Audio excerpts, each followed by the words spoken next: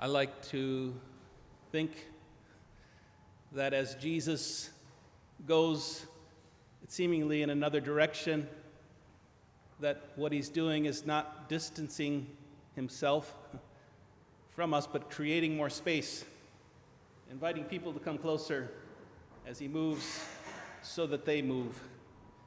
And we hear how today, at least we were given some encouragement to not just think the right thoughts, not just say the right things, but as the first reading concludes, return to the Lord and live.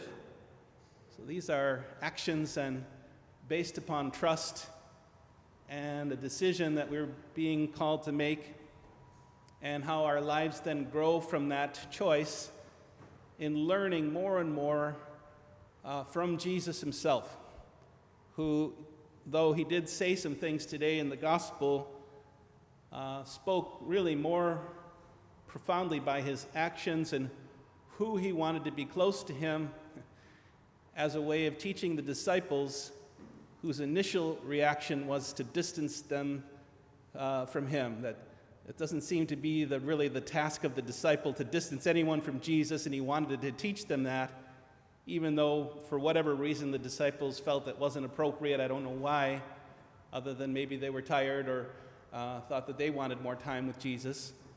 So I think that that's a good indication to us to both obviously know the right things, to think the right thoughts, but also now to show it by our bodily presence, that we're doing something, we're acting, returning to Jesus in a way that's both by the way we're focusing our thoughts and our minds, but also where we are, who we're with, and look at where we are now.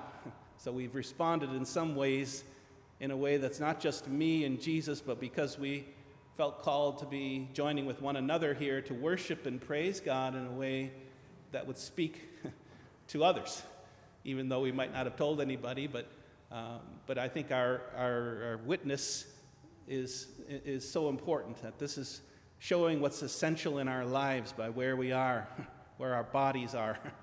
And I sense that that's who Jesus was teaching his disciples in some ways. Okay, now that you've come and joined me, there's more to learn. And anybody that you think initially doesn't deserve to be in my presence, look at the way I act. Watch me, Jesus is saying. And he offers us this great new beatitude of the blessedness of those, the children, but such as these. This is who the kingdom belongs to. Those who've been brought to Jesus. Those who had others to bring them there, to introduce them to Jesus. So that's really important, and another part of our calling, along with our deepening personal relationship with Jesus, is, are we talking about Jesus? Are we introducing other people to him, bringing them as these people have done today? Might we continue to listen to him, follow both his commandments, his words, but also be close to the ones that he draws close to him.